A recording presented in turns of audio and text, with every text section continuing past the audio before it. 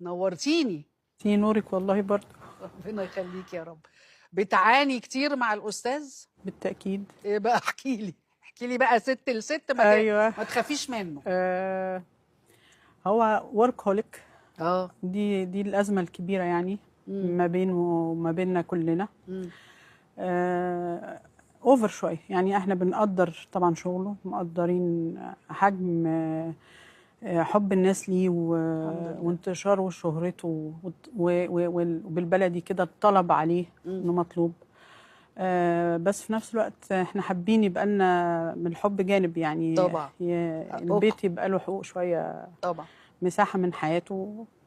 بس يعني اوصفي لي حالة مدام أماني في الأوقات اللي هو بيخلص اوردر يخش في اوردر وبتاع. يعني أنا شفته، كلنا شفناه، اللي هو مثلا لو بينتقل من اوردر لأوردر هو مش موجود في العربية.